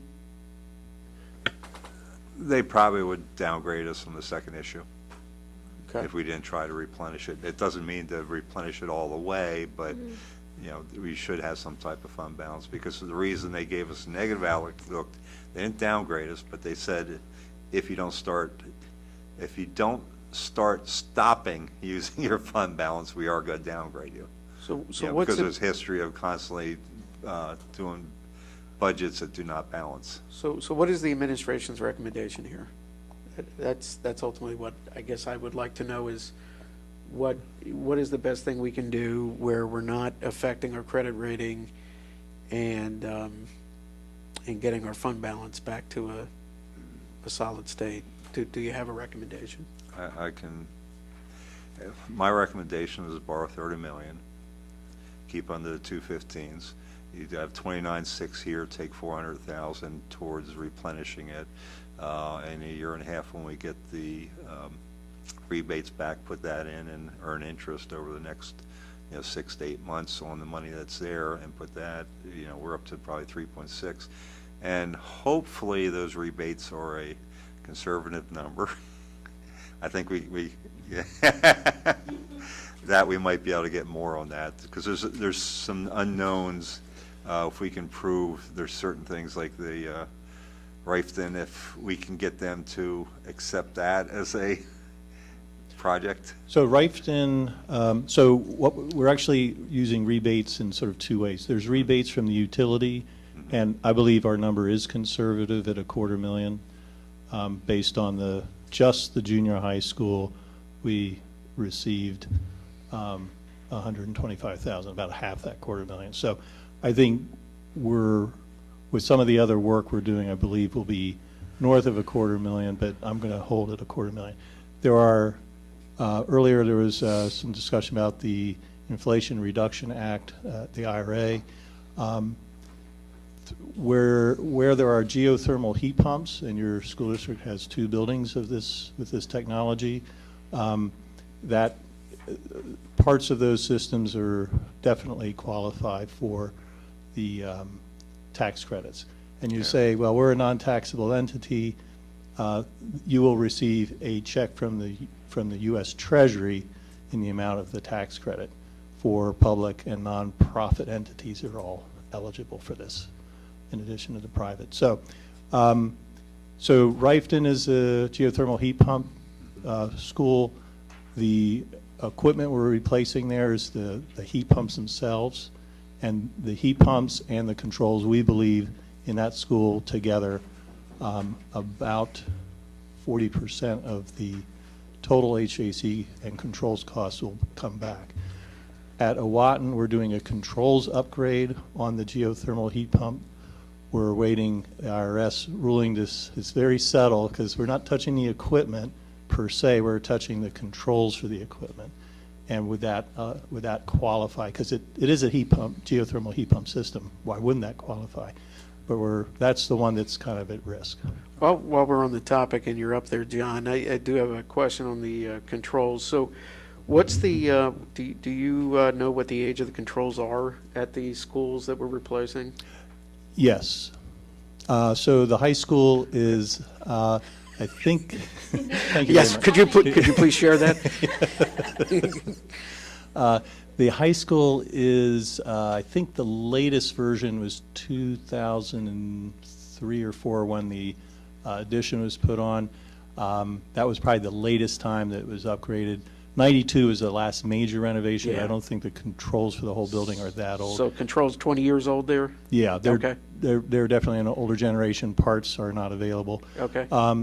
Rifton is a similar thing. It's a 20-year-old building. As we're upgrading the HVAC system, it makes sense to upgrade the controls right along with that, Yeah. so we get the best energy efficiency piece, which the controls ultimately deliver to you. Yeah.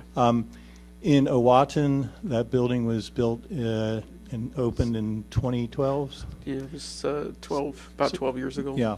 So the Siemens system that is there is probably marginally serviceable, but it is definitely, I think I whipped out my cell phone the last time we talked about this. Yeah. It definitely needs to be worked on at a very deep level Right. to bring it up to current standards.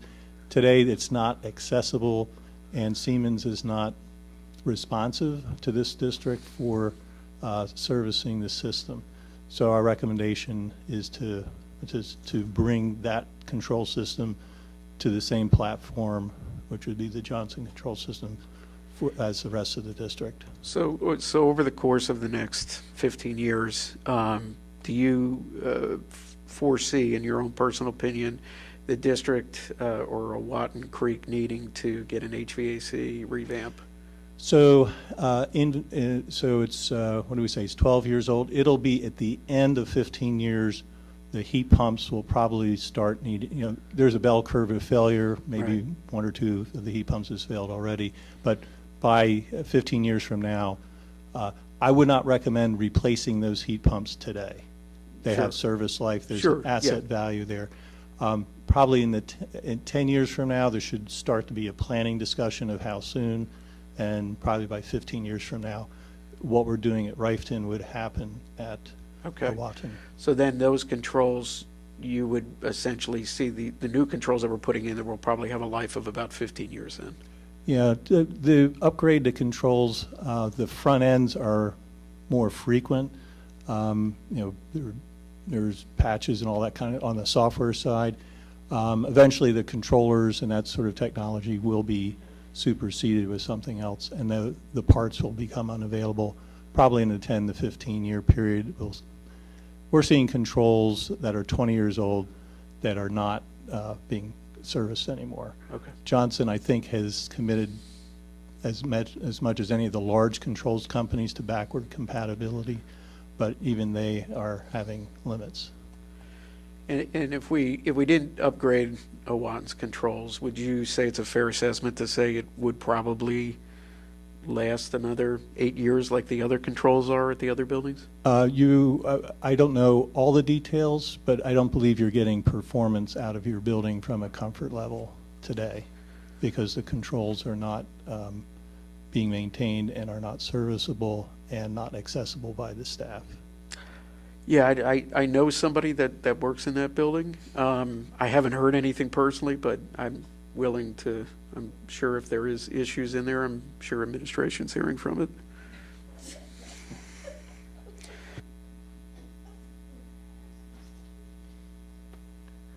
To circle back around to the repayment of the capital fund, and sticking at the $30 million price point, while you can't, guarantee the amount of interest, there will be interest with it.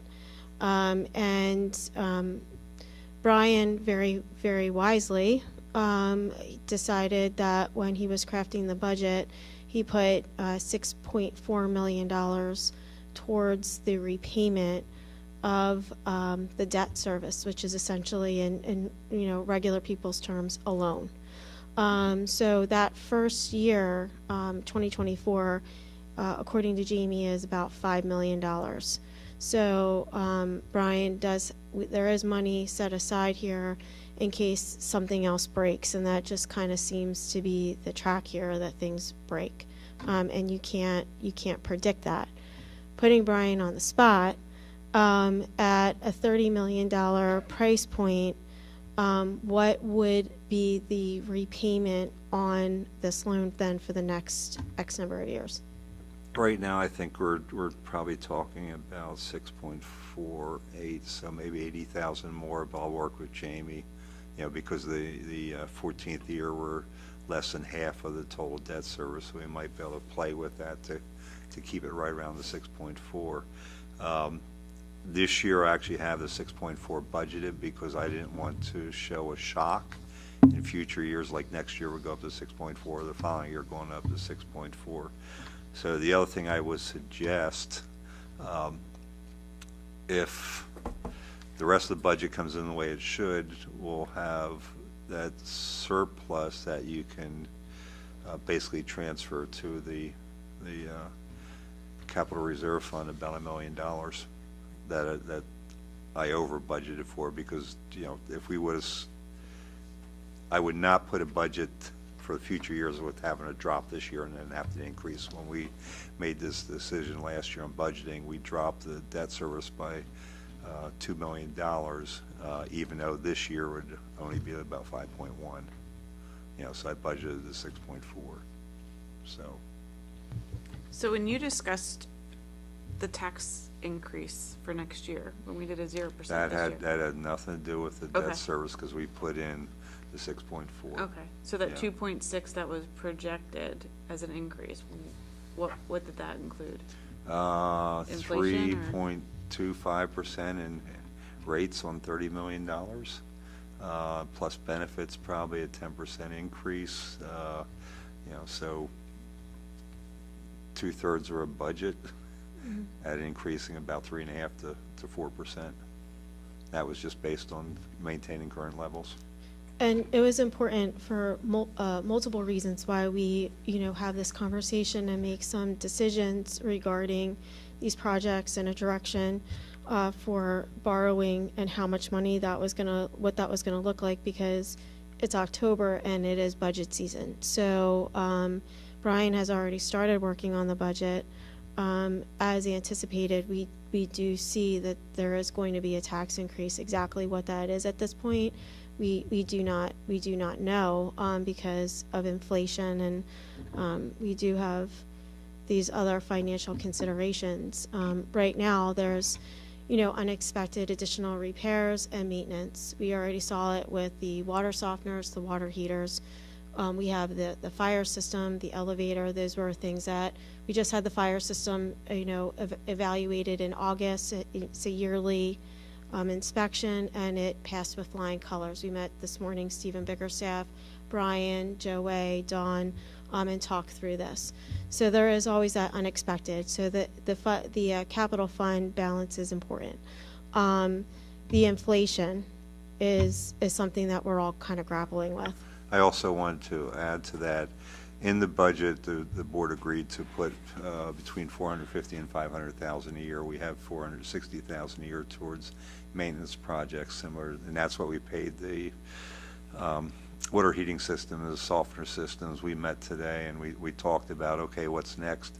Well, we moved some things around because we also had playgrounds. We were planning to do a playground this spring, but some other things moved up on the priority list, so we're working on those. But there still is money to handle unexpected, I don't want to call them small things, but we have to start replacing some of the pickup trucks. We have one in that's non-repairable right now. But those things will be done over time and over the next 5 years. So, as we shared before, having that maintenance budget stay in that maintenance line in the budget stay is really critical. And a strategy that is often used is to kind of look to eliminate that or reduce it, and that has been done in the past, and that has not served the district well. So we are looking to keep that in there, but what are other things that we can look at? We still don't have a state budget. We still don't have a full budget. We were anticipating getting money for mental health and for security upgrades. That's one of the areas that's been held up. So, we have to be thoughtful about that. There's always a possibility with the state that there's going to be additional unfunded mandates. We have contractual obligations, and then of course we have contracted services. So as we start to craft the budget, those are all considerations, and we're looking at enrollment, we're looking at positions, we're looking at retirement. So any positions that we can eliminate through attrition, which simply means that someone's retiring and we don't need to fill that position, that is a strategy that we're using to control the budget, because salary and benefits is approximately 70% of a district budget. So the debt service part was the one part that the budget could be controlled, and the board restructured and did that. And now we need to look at the other elements. But as anticipated, even with those factors and trying to reduce costs, we are certain that there will be some type of a tax increase because of the inflation and other areas. Yeah, Didn't we say a few months ago that we're looking at 2.5%? 2.5 is minimum. Yeah, and I just want to preface that with any tax increase, it's subject to maintaining the same level of services that we are now. That's correct. Yeah. So and that's and as we did last year, that is, a very serious discussion about looking at programming. So, we're going to start, Brian already has an outline, we're already starting to look through it. But this was a big piece of that, because we need to know how much for, debt service, because it is over $6 million. Not the largest, about 7% of the budget, but it is still important that we have that number.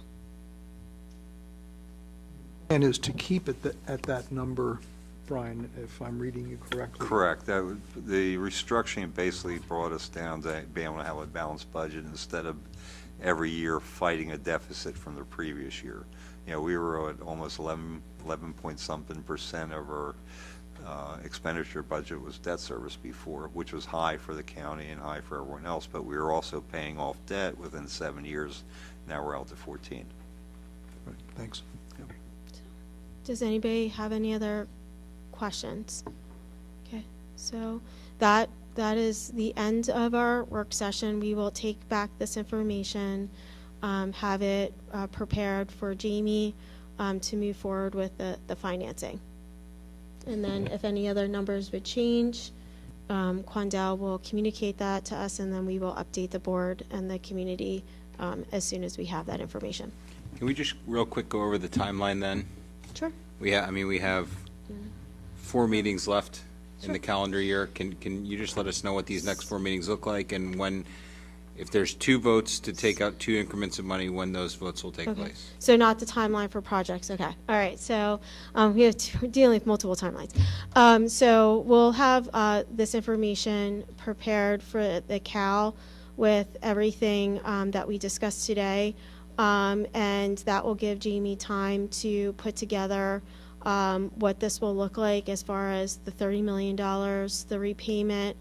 We did talk to Jamie about coming to the committee of the whole meeting to explain this again, with the intent to vote at the voting meeting 2 weeks, I believe 2 weeks later. Is that November 17th, 21st? Yeah, and So- also at the voting meeting, we'd be looking at the Second Amendment to the GISA contract, which we'll have to get for the CAL meeting. That way Sharon can review it. And in speaking to Jamie, moving further along in the timeline, so you would have your first issuance of $15 million coming in January. Is it Okay. And then Jamie was anticipating that then the second issuance would be about March. But both issuances, we don't need to revote. The one vote is going to carry both issuances, is that correct? Yes. You've already, well, it's up to Yeah. Sharon, but your resolution was up to 30 million. Right. So you shouldn't have to have a second one in March, whenever they. Okay. All right. Will a Brinks truck roll up and, is that how that works? I just want to say thank you to the administration and to Quandrell for being here tonight. Thank you. Thank you. Have a good night, everyone.